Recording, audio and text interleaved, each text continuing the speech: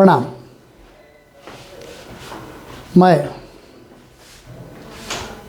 आयुर्वेद रत्न सुरेंद्र शर्मा सूक्ष्म ज्योतिष और उसमें टॉपिक मिथुन लग्न की कुंडली में 11वें तथा 12वें भाव में दो ग्रहों का एक साथ होने पर फल, इस विषय पर आज हम अध्ययनरत रहेंगे। पिछले पाठों में हमने दशम भाव तक दो ग्रहों का एक साथ फल अध्ययन में ले लिया था।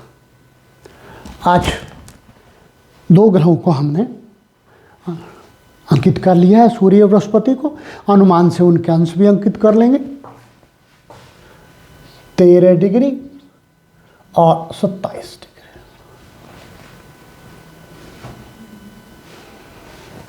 अनुमान से हमने दोनों के अंश अंकित कर लिए। अब इन दोनों के ये देखेंगे हम कि इन अंशों में ये किस किस नक्षत्र में आते हैं। देखिए, मेष राशि में सूर्य 13 अंशों में, मेष राशि में सूर्य 13 अंशों में अश्विन नक्षत्र में पड़ेगा, क्योंकि मेष राशि में 13 अंश 20 कला तक अश्विन नक्षत्र है, इसलिए ये अश्विन नक्षत्र में पड़ेगा।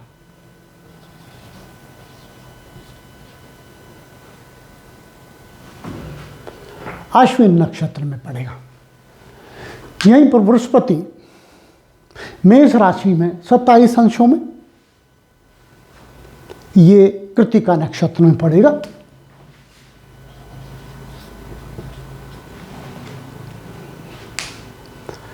इस प्रकार ये दोनों मेष राशि में एकादश भाव में हैं। मिथुन लग्न की कुंडली है। लग्न का स्वामी बुध है, जो कि यहाँ बैठे दो ग्रहों में से सूर्य का मित्र है। बुध सूर्य का मित्र है।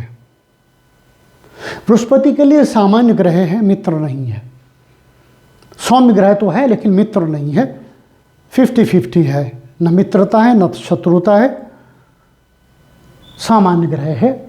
सामान्यतः ज्योतिष में से बुध का शत्रु मानते हैं, लेकिन ये क्योंकि दोनों ही सौम्य ग्रह हैं इसलिए इनका सामंजस्य हो जाता है। सूर्य एकादश भाव में मेष राशि में उच्च का सूर्य, यहाँ सूर्य अपनी उच्च राशि में है, बली है, हर प्रकार से उत्तम सुख देने के लिए तत्पर है। लाभ भाव में बैठा हुआ है। यदि ये व्यक्ति व्यापार करे, साझेदारी करे या कोई भी इस प्रकार का कार्य करे जिसमें उसे लाभ प्राप्ति होने की पूरी संभावना बनती हो, तो यहाँ उसे बहुत उत्तम लाभ प्राप्त होंगे। सूर्य यहाँ उच्च राशि में होकर लाभ भाव में स्थित है। यहाँ पर सूर्य देखिए तृतीयश होकर के एकादश भाव में बैठा है। तृतीय भाव पराक्रम का भाव होता है, छोटे भाई का भाव होता है, आदि लेखन शक्ति का भाव होता है। इस प्रकार से इन सब चीज़ों का स्वामी होकर के सूर्य अब उच्च होकर के बैठा हुआ है। इस व्यक्ति को बड़ा भाई प्राप्त हो, छोटे भाई की संभावना कम बने। क्यों?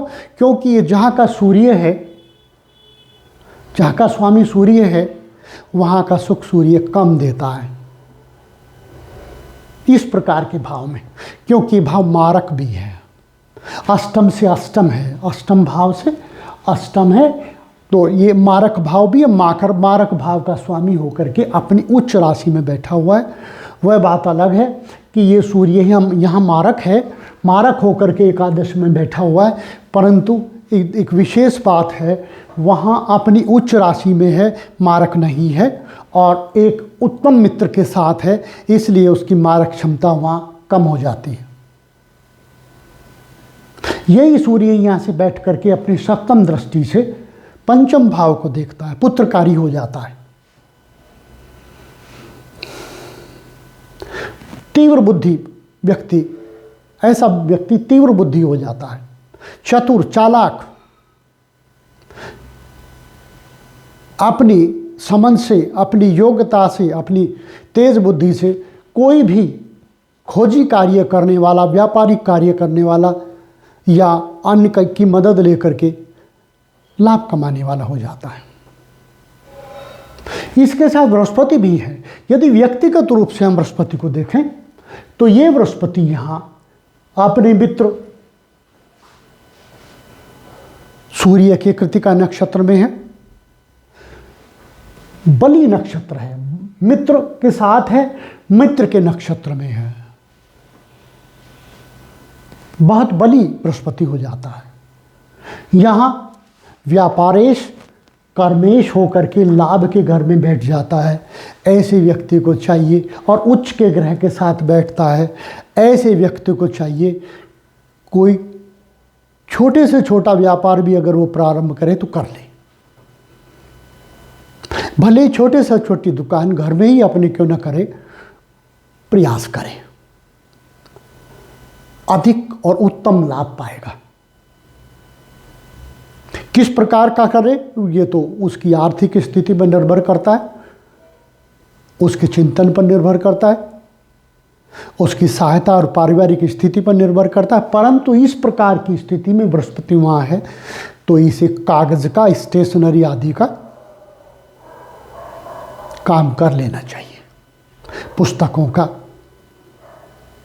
धर्म कर्म से जुड़ी पुस्तकों का, साहित्य का, इस प्रकार से इसे छोटा मोटा काम कर लेना चाहिए, लाभ मिलेंगे। अब यदि दोनों की एक साथ युति देखें, दोनों की, तो सूर्य केतु के नक्षत्र में, अश्विनी नक्षत्र का स्वामी केतु होता है, केतु के नक्षत्र में सूर्य बुरा नहीं है, परंतु केतु पापी ग्रह है, छायावादी ग्रह है, इसलिए सूर्य को दाग तो लग जाता है। कालिक युक्त ग्रह के नक्षत्र में जब सूर्य बैठता है तो उसको दाग तो लग जाता है। इस प्रकार से यहाँ दागित सूर्य हो जाता है, भले ही उच्च का हो, दागित तो है। जब तब व्यक्ति को तनाव देगा, सिर दर्द दे देगा, मानसिक दिक्कत दे देगा, व्यापार से जुड़ी कोई ना कोई ऐसी स्थिति दे देगा जो चिंता उत्पन्न करे। अब यदि इन दोनों को हम एक साथ लें तो बहुत उत्तम स्थिति में है, हर प्रकार का लाभ देना चाहते हैं। बृहस्पति सूर्य के साथ मिलकर के व्यापारिक लाभ देना चाहता है, क्योंकि सप्तमेश होकर बैठा हुआ है, व्यापार के भाव का होकर के बैठा हुआ है। यहाँ से पत्नी का सुख भी प्राप्त होता है, पत्नी का सुख भी देना चाहता है। वह बात अलग है कि स्थिति क्या है, देश काल पात्र के आधार पर निर्भर होता है। व्यावहारिक और व्यावहारिक दोनों ही बातें, वैवाहिक और व्यावहारिक दोनों ही बातें देश काल पात्र पर निर्भर करती है। लेकिन इस प्रकार का ग्रह जो सप्तमेश हो करके एकादश भाव में बैठता है, वो एक से अधिक विवाह भी करा दिया करता है।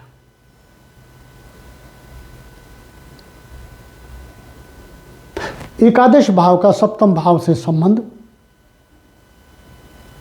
इस प्रकार की स्थिति उत्पन्न किया करता है। और वैसे भी ये बृहस्पति यहाँ सूर्य के साथ बैठा है, सूर्य अलगाववादी ग्रह है, इसलिए सप्तम के सुखों को एक बार खराब करने का प्रयास करेगा। और बहुत उत्तम जीवन साथी प्राप्त हो, कमाने वाला, इस प्रकार के स्थिति में कर्मेश होकर बृहस्पति लाभ भाव में बैठा हुआ है, इस व्यक्ति को बहुत अच्छा रोजगार प्राप्त हो, रोजगार में सम्मानजनक स्थिति में हो। अगर इसके पास भगवान की दी हुई अच्छी और उच्च शिक्षा हो तो ये अधिकारी भी बन जाए, प्रशासक बन सकता है।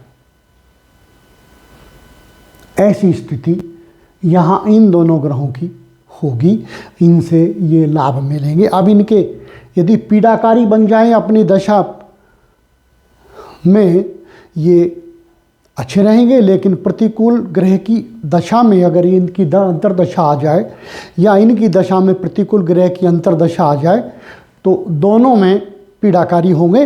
और उस स्थिति में इनके क्या उपाय बने, देखिए सूर्य तृतीयेश होकर के वहाँ बैठा हुआ है, मारक होकर के वहाँ बैठा हुआ है, इसलिए इसके दान चाहिए, सूर्य के जाप नहीं चाहिए। अगर सूर्य को वहाँ बलि करेंगे तो लाभ तो मिल जाएंगे व्यापार से संबंधित, अतिरिक्त सुख भी मिल जाएंगे, लेकिन मारक है, बीमारी दे देगा। यदि इसके जाप करेंगे तो ये यहाँ का बल बली हो जाएगा और बीमारियां दे देगा, मारक हो जाएगा, लिहाजा इसके दान किए जाएं।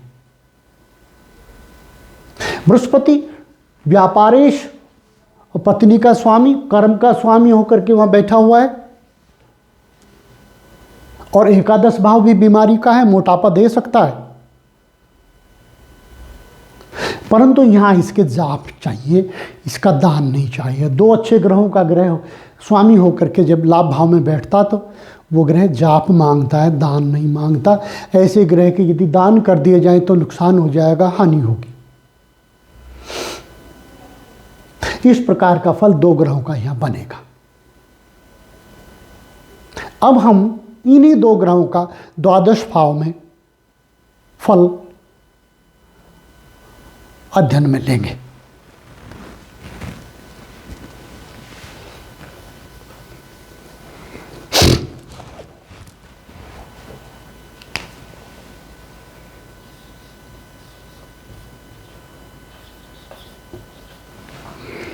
दोनों को हमने पहले अंकित कर लिया, अब अनुमान से इनके अंश अंकित कर लेंगे।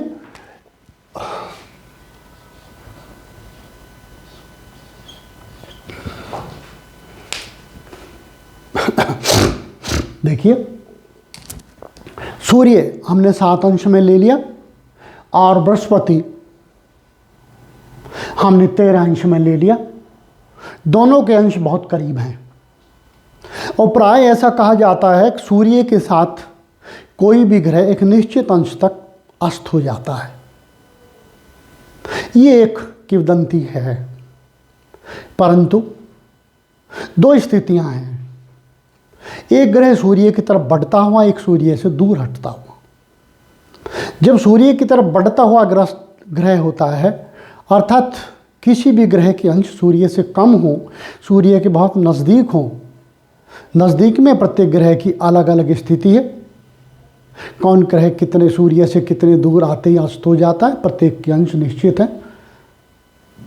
जैसे मंगल 14 डिग्री पर अस्त हो जाता है, 14 डिग्री पूर्व पहुंचने से पर अस्त होता है, और शुक्र 9 डिग्री पूर्व पहुंच करके अस्त होता है, आदि आदि।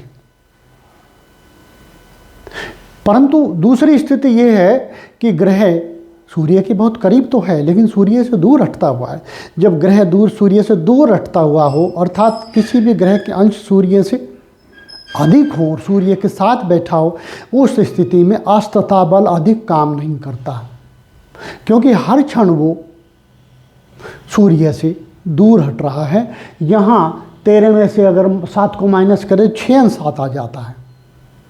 6 अंश दूर है लेकिन सूर्य से निरंतर दूर हटता हुआ है, इसलिए यहाँ पर अस्तता अधिक काम नहीं करने वाली।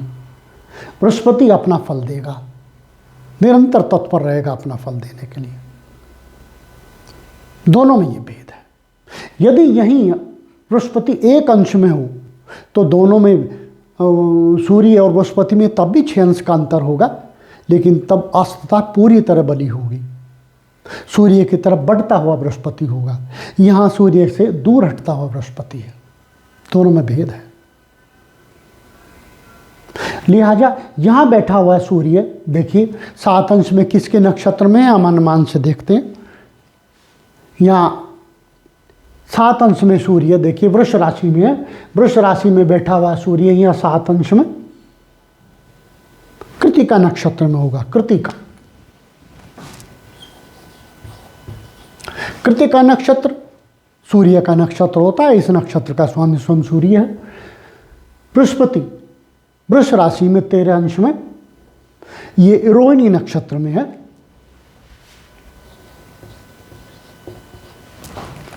रोहिणी नक्षत्र का स्वामी चंद्रमा होता है। सूर्य अपने नक्षत्र में द्वादश भाव में शत्रु राशि में, क्योंकि वृष राशि का स्वामी शुक्र होता है जो सूर्य का शत्रु है, इसलिए यहाँ सूर्य हानिकारक हो जाता है। अपने नक्षत्र में सूर्य बहुत बली हो जाए क्षतिकारक हो जाता है, उत्तम नहीं होता। सूर्य का स्वभाव अधिक ऊर्जा लेकर के पीड़ा पहुंचाना है। सामान्य स्थिति में सूर्य अगर यदि अपनी राशि में उच्च राशि में हो तभी अच्छा फल देता है, लेकिन पीड़ा तो वहाँ भी देता है। स्वास्थ्य संबंधी, सिर दर्द संबंधी पीड़ा तो देता है, यहाँ अधिक पीड़ाकारी है। क्योंकि द्वादश भाव में शत्रु राशि में जाकर के सूर्य अपने नक्षत्र में अधिक ऊर्जाकारी, अधिक कुटिल स्वभाव का, अधिक काटने वाला, तोड़फोड़ करने वाला, हानिकार दायक स्थिति में हो जाता है। अतः यहाँ स्थित सूर्य व्यक्ति की दोनों आंखों को नष्ट करने के लिए तत्पर रहेगा। बहुत कम आयु में ही दोनों आंखों में चश्मा लगने की पूरी संभावना रहेगी। पीड़ाकारी है, आंखों के लिए पीड़ाकारी है। और शत्रु राशि में द्वादश भाव में तो निरंतर खर्चे कराएगा। किस प्रकार के खर्चे कराएगा ये तो उस स्थिति पर निर्भर करता है कि व्यक्ति कैसे समाज में, कैसे परिवार में, कैसे रोजगार में है, उसके अनुसार ही उसके खर्चों में वृद्धि कराएगा। परंतु